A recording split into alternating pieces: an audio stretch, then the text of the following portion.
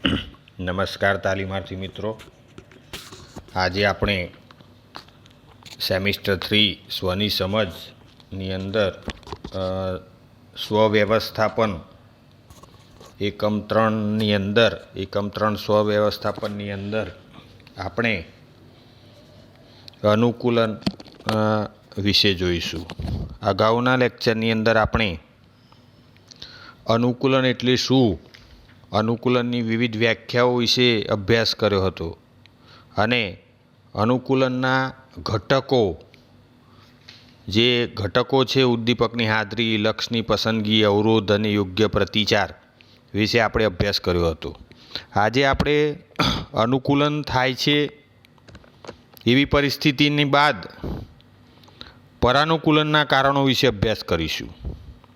અનુકૂલનનું વિરોધી પરાનુકૂલન એવું આપણે કહી શકીએ કે જે અનુકૂલન ન સાધી શકાય તેવી પરિસ્થિતિને પરાનુકૂલન કહેવામાં આવે છે, અથવા તો અનુકૂલનની વિપરીત પરિસ્થિતિ એ પરાનુકૂલન છે. પરાનુકૂલનને અપાનુકૂલન પણ કહેવામાં આવે છે. એટલે પરીક્ષામાં ક્યારેક અપાનુકૂલન શબ્દ આવે તેને પરાનુકૂલન જ સમજવું. અનુકૂલનનું વિરોધી અથવા તો અનુકૂલનની બીજી બાજુ જેને પરાનુકૂલન અથવા તો અપાનુકૂલન તરીકે આપણે ઓળખીશું.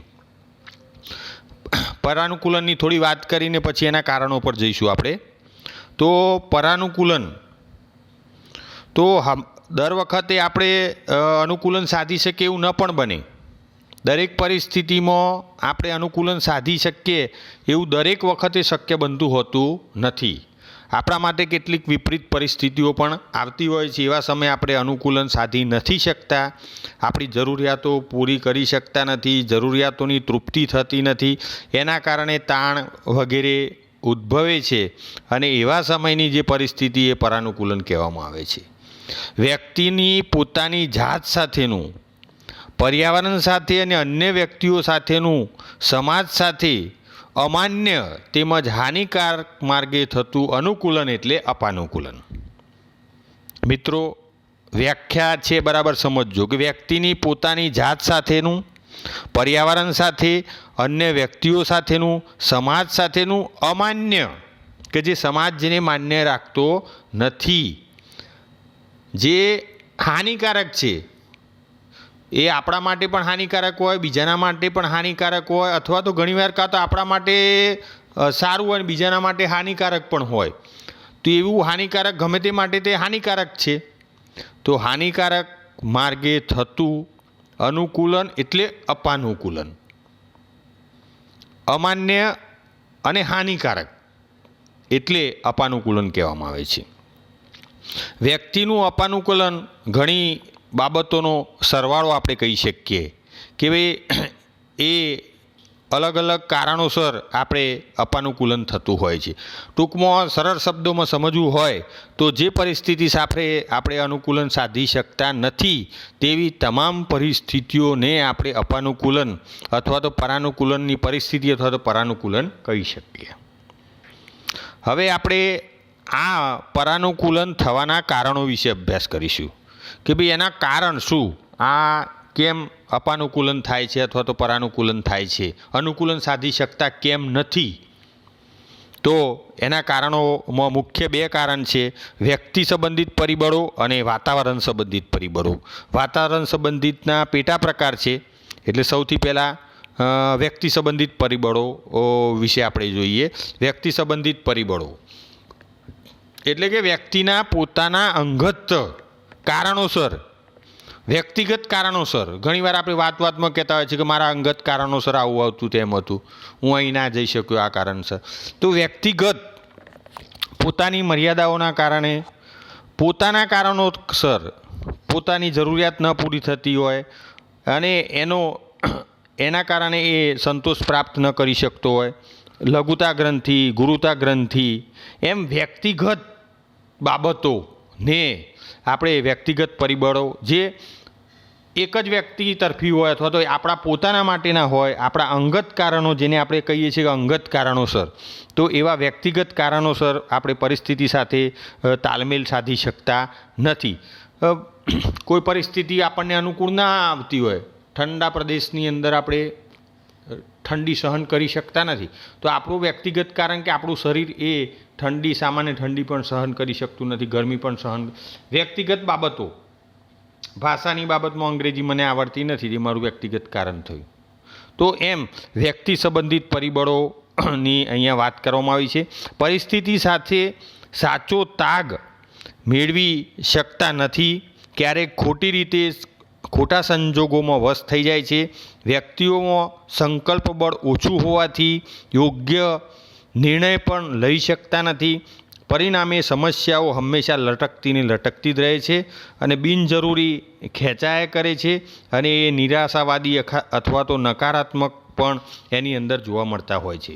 વ્યક્તિ વિશેની સાચી સમજ ન હોય તો વ્યક્તિ પોતાને જાગ્રત અને અજાગ્રત ઈચ્છાઓને સાચી રીતે ઓળખી શકતો નથી, અને એ ઈચ્છાઓ અને આદર્શો વચ્ચે એક સંઘર્ષ અનુભવે છે. ઈચ્છા અને આદર્શ વચ્ચે સંઘર્ષ થાય છે. કોઈપણ વસ્તુ આપણી ખરીદવાની ઈચ્છા હોય, પણ એની સામે આદર્શો આપણા નડતા હોય, તો એના કારણે આપણી ઈચ્છાને આપણે પૂર્ણ કરી શકતા નથી. ઘણી બધી બાબતો એવી હોય છે કે આપણી ઈચ્છા થાય કોઈપણ વસ્તુ મેળવવાની, પણ એની સામે આપણા આદર્શો કે ભાઈ આ કોઈપણ વસ્તુ, દાખલા તરીકે અહીંયા જાહેર પર એ વાત ન થઈ શકે, એમ છતાં પણ સમજવા માટે આપણે એક વાત કરીએ કે ભાઈ વ્યસન કરવું એ આપણી ઈચ્છા થાય. ઘણીવાર વ્યસનીઓ હોય એની વાત છે કે વ્યસનીઓને વ્યસન કરવાની ઈચ્છા થાય. બીજો આપણો આદર્શ કહે છે વ્યસન ન કરવું જોઈએ. એટલે વ્યક્તિની ઈચ્છા થાય છે, પણ આદર્શ એમ કહે છે કે વ્યસન ન કરવું જોઈએ.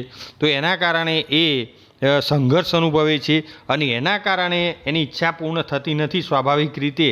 તો એ નકારાત્મકતા અથવા તો જેને કહી શકાય કે ભાઈ પરાનુકૂલન તરફ એ ધકેલાઈ જતો હોય છે, અને એના પરિણામો એ તે ભોગવતો હોય છે. દિવા સ્વપ્નો અને વાસ્તવિકતા વચ્ચેનું અંતર સમજી શકતા હોતા નથી.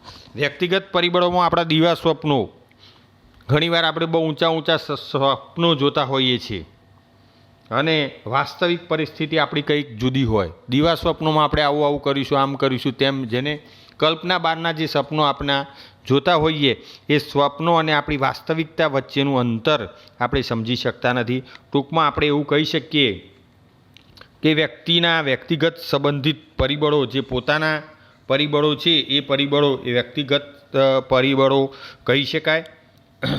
હવે બીજું આપણું મુખ્ય પરિબળ છે વાતાવરણ સંબંધિત પરિબળો. પરીક્ષામાં મોટાભાગે વાતાવરણ સંબંધિત પરિબળો વિશે પ્રશ્ન પૂછાતો હોય છે, તો એને આપણે વિસ્તારથી જોઈશું. તો વાતાવરણ સંબંધિત પરિબળો, તો વ્યક્તિ સાથે વાતાવરણ એટલે કે એની આજુબાજુ વીંટળાયેલું વાતાવરણ. વિદ્યાર્થી મિત્રો, આપણે વાતાવરણ એટલે કે જે આ તાપમાન, ગરમી છે એ તો ખરું જ, પણ એ સિવાય આપણી આજુબાજુનું ભૌતિક વાતાવરણથી કૌટુંબિક, સામાજિક, મનોવૈજ્ઞાનિક, સાંસ્કૃતિક, અભ્યાસિક, વ્યવસાયિક, મિત્રો, એ બધું જ આપણું વાતાવરણ કહી શકાય છે. કે આપણી આજુબાજુ જે વીંટળાયેલું છે, આપણી આજુબાજુ જે સંલગ્ન છે, આપણી આજુબાજુ જે છે એ બધું જ વાતાવરણ છે. એ સંકલ્પનામાં આપણે લેવાનું છે. તો એવા બધા અલગ અલગ પરિબળો છે વાતાવરણ સંબંધિત, તો એની આપણે વાત કરીશું. સૌથી પહેલું વાતાવરણ સંબંધીમાં એ કુટુંબ. તો વ્યક્તિ માટે સૌથી અગત્યની બાબત એ એનું કુટુંબ છે. આપણું કુટુંબ એ આપણે સાથ સહકાર આપતું હોય ખૂબ સારી રીતે, તો આપણે એ અનુકૂલન સરળતાથી સાધી શકીએ છીએ. પણ કુટુંબમાંથી જ આપણને કંઈક કહેવાય કે ભાઈ કુટુંબ સાથે જ આપણે સેટ ન થતા, અથવા તો કુટુંબના અસ્તિત્વ સાથે આપણે ન સંકળાયેલા હોય, અથવા તો કુટુંબના કારણે પણ અપાનુકૂલન થતું હોય છે. અહીંયા આપ્યું છે કે ભાઈ ધરતીનો છેડો એ ઘર ગણાય છે. તો આપણે કંઈ પણ જગ્યાએ ગયા હોય તો છેલ્લે આપણને એમ થાય કે ચલો ને ઘેર જઈએ એટલે શાંતિ, એવું થાય. પણ ક્યારેક એવી પરિસ્થિતિ હોય છે કે આપણને ઘરે જવાનું મન થતું નથી. આખો દિવસ આમ તેમ રખડવામાં બહાર પાસ કરીએ અને રાત્રે મોડા ઘેર જઈને સૂઈ જઈએ, તો એ અપાનુકૂલન થયું કે આપણને ઘરે જવાનું મન થતું નથી. તો કેમ? એના કૌટુંબિક કારણો હોય કે ઘેર ઝઘડા થાય છે, માતા પિતા અથવા તો જેને પતિ પત્ની હોય તો પતિ પત્નીના ઝઘડા થતા હોય, બીજા કુટુંબના ઘણા બધા કારણો હોઈ શકે. એના કારણે આપણે એ પરિસ્થિતિથી ભાગતા હોઈએ છીએ અને એના કારણે એ પરિસ્થિતિના કારણે આપણે ઘરે જવું ગમતું હોતું નથી અને એના કારણે આપણા કુટુંબનું નિષેધાત્મક કહેવાય કે વાતાવરણ સર્જાતું હોય છે. તો એ કુટુંબ પણ એક પરિબળ જે અપાનુકૂલનનું આપણે કહી શકીએ. એટલા માટે આપણી સંસ્કૃતિ કહે છે કે નાના બાળકો અથવા તો બાળકોને કુટુંબની અંદર જે ઉછેર થાય છે સંયુક્ત કુટુંબની અંદર એ ખૂબ સારો થાય છે. એમાં એને તમામ પ્રકારના અનુભવો અને પરિસ્થિતિમાંથી પસાર થાય છે ને એના કારણે એ સારો એનો વિકાસ થઈ શકે છે. તો કુટુંબમાં યોગ્ય ઉછેર ન થયો હોય તો એના કારણે પણ પરાનુકૂલન થતું હોય છે. એટલે કે ઘણીવાર આપણને મન થાય છે કે ઘર છોડીને જતું રહેવું છે, ઘેર આવું જ નહીં. ઘણા વ્યક્તિઓ આવું ઘર છોડીને જતા રહે, એના કારણો ઘણા બધા હોય. એટલે એક કૌટુંબિક કારણની વાત થઈ. આગળ જઈએ કે ભાઈ કુટુંબના સંદર્ભમાં આગળ જઈએ તો બાળકનો અસ્વીકાર. ઘણીવાર કુટુંબમાં એટલે આપણા ઘરની અંદર બાળકોનો આપણે વારંવાર અસ્વીકાર કરતા હોઈએ છીએ, એને એકલું મૂકી દઈએ, એની સાથે વાત ના કરે અથવા તો ટૂંકમાં કહેવાય કે કુટુંબમાં બાળકનું અસ્તિત્વ આપણે બરાબર સ્વીકારતા નથી. આપણે વાત કરીએ સ્ત્રી પુરુષ એટલે કે છોકરા છોકરીની, કુટુંબમાં એક માતા પિતાની જે વાસ્તવિક પરિસ્થિતિ છે હું તમારી સામે જોઉં છું કે કુટુંબમાં છોકરા કરતાં છોકરાનું મહત્ત્વ વધુ હોય છે. તો આપણી 3-4 બહેનો હોય ને એમાં એક ભાઈ હોય તો એ ભાઈનું વધુ મહત્ત્વ હોય. તેનું ઉલટું પેલી બહેનોનું એટલું અસ્તિત્વ, કંઈ પણ કુટુંબનું કામગીરી હોય, પૈસા ખર્ચવાના હોય, કંઈ પણ લાવવાનું હોય, આજની જ પરિસ્થિતિમાં વાત હોય તો ભાઈના માટે મોબાઈલ 25,000-50,000નો આવતો હોય અને બહેન માટે 10,000નો આવતો હોય. તો આ કુટુંબમાં બાળકનો અસ્વીકાર થતો હોય છે. ઘણીવાર બાળકને કુટુંબમાં એકલા ઘરમાં પૂરી દેવામાં આવતું હોય છે, એનો તિરસ્કાર કરવામાં આવતો હોય છે. એના કારણે પણ બાળક કે વ્યક્તિ આગળ જતાં મોટો થાય તો તરુણાવસ્થામાં, ખાસ સમસ્યા તરુણાવસ્થામાં, તેવા સમયે એનો કુટુંબમાં કહેવાય કે ભાઈ મારું કોઈ સાંભળતું નથી, ઘરમાં એવી બધી વાત થતી હોય છે.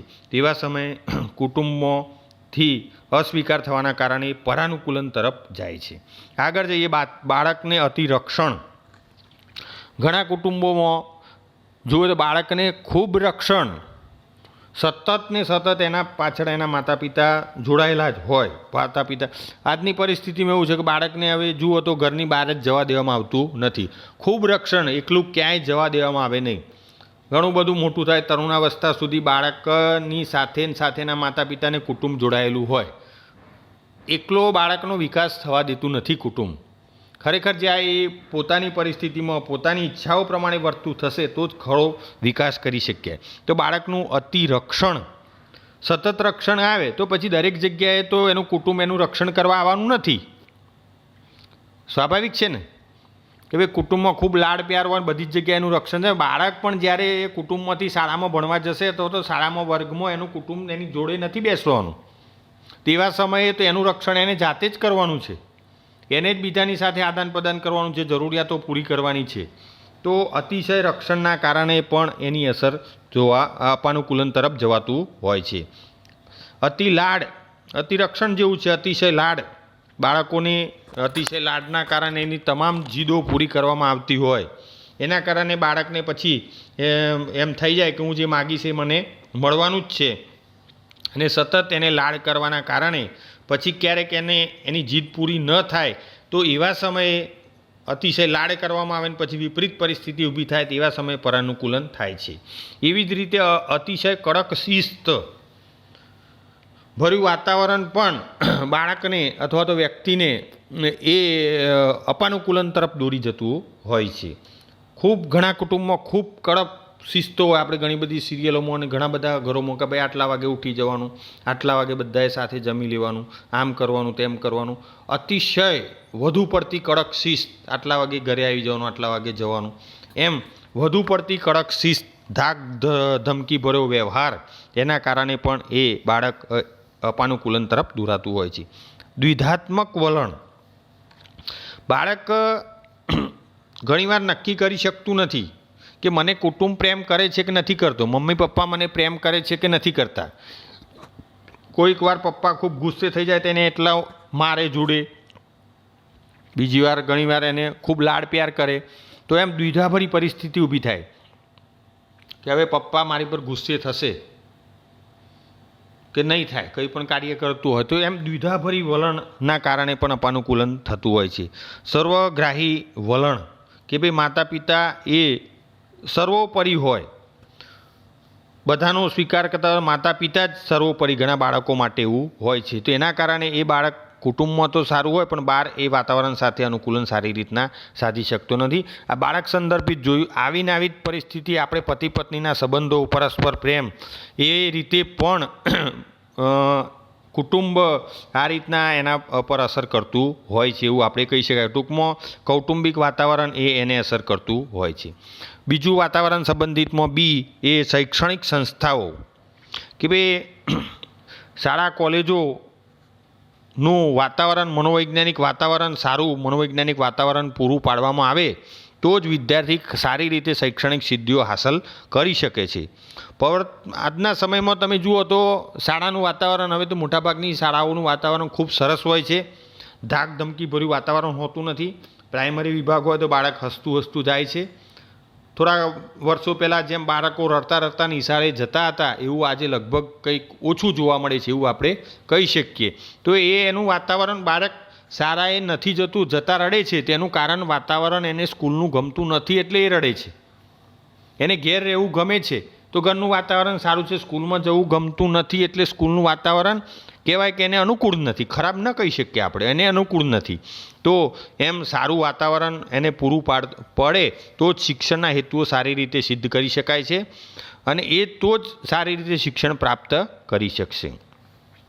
આજકાલ જુઓ તો કેટલી બધી મોટી મોટી શૈક્ષણિક સંસ્થાઓનું વાતાવરણ એ એટલું બધું કહેવાય કે જે ભાઈ અનુકૂળ નથી. આપણે સામાન્ય રીતે વાત કરીએ કે ભાઈ દિલ્હી JNU યુનિવર્સિટી, જેનું વાતાવરણ, જે દેશની અગાઉ બેસ્ટ કોલેજ ગણાય અથવા તો યુનિવર્સિટી ગણાતી, એનું વાતાવરણ આજકાલ તમે મીડિયા દ્વારા જાણ્યું હશે તો કહી શકાય કે ભાઈ એક વિપરીત વાતાવરણ એ યુનિવર્સિટીની અંદર સર્જાયું છે.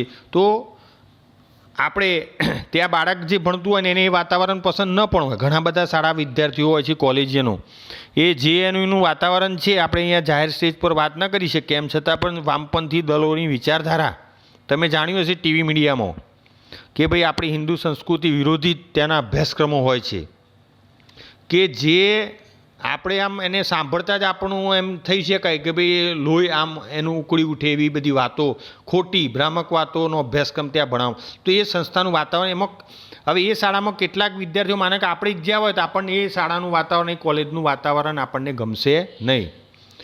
JNUમાં આપણને ભણવામાં મૂકી દીધા હોય તમને તો તમે ત્યાં સેટ થઈ શકશો નહીં.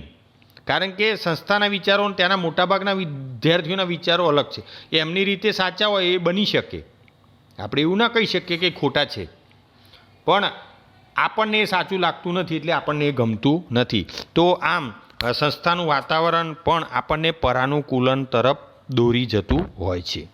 આગળ છે સહ અધ્યાયીઓ સાથેના સંબંધો. સહ અધ્યાયીઓ એટલે કે મિત્રો.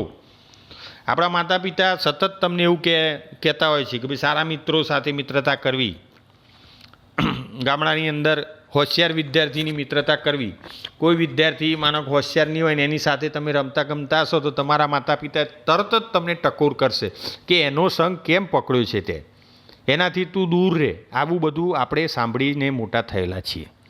તો જેવો સંગ એવો રંગ, એ આપણી કહેવત છે અને એ જ પ્રમાણે જો આપણને ખરાબ મિત્રોની સોબત મળી જાય તો આપણે ખોટા માર્ગે જઈ શકીએ છીએ. એટલે સહઅધ્યાયીઓ પણ આપણે પરાનુકૂલનનું કારણ બની શકે.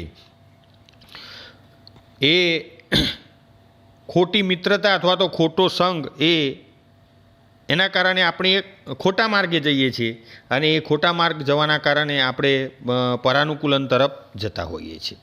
આગળ છે વ્યવસાય. તો વ્યક્તિનો વ્યવસાય માત્ર આર્થિક ઉપજનું એકમાત્ર સાધન નથી. એના વ્યવસાય સાથે સફળ વ્યવસાયની સીડી આપણે સર કરીએ તો ખૂબ સારી રીતે. ઘણીવાર આપણે કોઈ વ્યવસાય કરતા હોઈએ, દાખલા તરીકે નોકરી જ આપણે કોઈ પણ સંસ્થામાં કરતા હોઈએ, તો એ સંસ્થામાં આપણે જ્યારે નોકરી કરતા હોઈએ તો ત્યાંનું વાતાવરણ એ આપણા માટે ત્યાંનું વાતાવરણ જો સારું ન હોય, ત્યાંના લોકો સાથે આપણે અનુકૂલન બરાબર સાધી ન શકતા હોઈએ તો આપણને ત્યાં જવાનું ગમે નહીં, અથવા તો પરાણે આપણે નોકરી કરવા જતા હોય એવું લાગે. પણ ત્યાં આપણો સ્ટાફ સારો હોય, આપણા સાથે મિત્રો સારા હોય, હળીમળીને બધા રહેતા હોય તો આપણને ઓફિસે જવાનું થાય. પણ વ્યવસાયના સંદર્ભમાં આપણે જોઈએ તો વ્યવસાયના જે સ્થળનું વાતાવરણ જો સારું ન હોય તો એ આપણા વ્યક્તિગત પરાનુકૂલનનું કારણ બની શકતું હોય છે. એની નકારાત્મક અસરો આપણા ઉપર થતી હોય છે. અને એવું ને એવું ધંધાની વાત કે ભાઈ ધંધામાં ખોટી સ્પર્ધાઓના કારણે ખૂબ ખેંચતાણ થતી હોય છે અને એની અસર એ આપણા પરાનુકૂલન પર થતી હોય છે. આપણો ધંધો બરાબર ચાલતો ન હોય તો એના કારણે પણ આપણે પરાનુકૂલન તરફ આપણે ધકેલાઈ જતા હોઈએ છીએ. દાખલા તરીકે આપણે વાત કરીએ સેલ્સમેન, તો સેલ્સમેનને ચોક્કસ પ્રકારનો ટાર્ગેટ આપવામાં આવતો હોય. સેલ્સમેન એક નોકરી કરે છે કે એનું વ્યવસાયિક કારણ થયું તો એને એક ચોક્કસ પ્રકારનો ટાર્ગેટ આપે છે કે આ મહિને તમારે આટલી વસ્તુઓનું વેચાણ કરવાનું છે, આટલા લાખનું વેચાણ કરવાનું છે.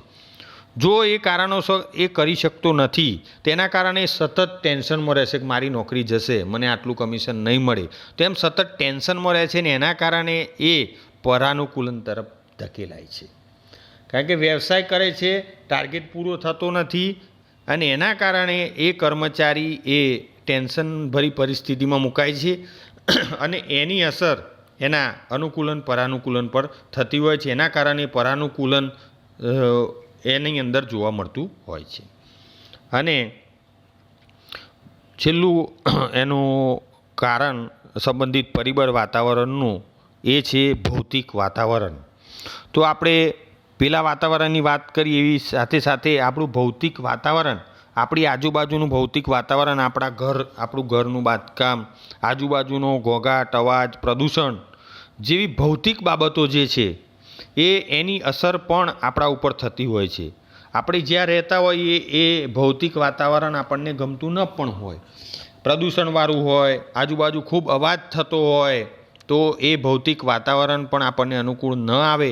એના કારણે આપણે પરાનુકૂલન તરફ ધકેલાઈ જતા હોઈએ છીએ. તો આમ પરાનુકૂલનના આપણે કારણો જોયા, વ્યક્તિ સંબંધિત પરિબળો અને વાતાવરણ સંબંધિત પરિબળો જોયા. આપણે ખાસ કરીને વાતાવરણ સંબંધિત પરિબળો વિશે ખાસ તૈયારી આપણે કરવાની છે. તો વિદ્યાર્થી મિત્રો, આજે આપણે આ એક પ્રશ્ન આપણે જે જોયો એ સ્લાઇડ જરા ફેરવવાની રહી ગઈ હતી તો પાછળથી તમે જોઈ લેજો. એક સ્લાઇડ બનાવી હતી ખૂબ સરસ, પણ અહીંયા ટેકનિકલી કારણસર એ સમય આવી ન શકી. તો જે મેં સમજાવ્યું એ આખું ચાર્ટમાં અહીંયા તમને બતાવવામાં આવ્યું છે. પરાનુકૂલનના કારણો, વ્યક્તિ સંબંધિત, વાતાવરણ સંબંધિતમાં એના પેટા પ્રકારો અહીંયા આપવામાં આવ્યા છે. અને આ ચર્ચાના અંતે આપણે અહીંયા 2 પ્રશ્નો આવે છે. અનુકૂલનનો અર્થ, અનુકૂલનના ઘટકો એ આપણે આનાથી આગળના લેક્ચરમાં જોયા હતા. અને આજનો પ્રશ્ન છે પરાનુકૂલનના કારણો સમજાવો. તો એમાં ઘણીવાર આવું પણ આવે કે ભાઈ પરાનુકૂલનનો અર્થ આપી અને પરાનુકૂલનના વાતાવરણ સંબંધિત પરિબળો તો આ રીતના આપવાના. અને બધા કારણો કે તો વ્યક્તિગત કારણો પણ એક નાના ટૂંકમાં સમજાવી દેવાના, પણ વાતાવરણ સંબંધિત પરિબળો એને મુદ્દાસર અલગ અલગ ખાસ કરીને સમજાવવાના. પરાનુકૂલન એટલે શું એવું પણ આવી શકે. તો પરાનુકૂલનનો અર્થ આપણે આ લેક્ચરની શરૂઆતમાં જ તમને ખૂબ સારી રીતે સમજાવવાનો પ્રયત્ન કર્યો છે. તો વિદ્યાર્થી મિત્રો, આ પણ પ્રશ્ન તમે આ રીતના 2 પ્રશ્નો નોટબુક્સમાં લખી નાખજો. બરાબર. નમસ્કાર, જય હિન્દ, જય ભારત.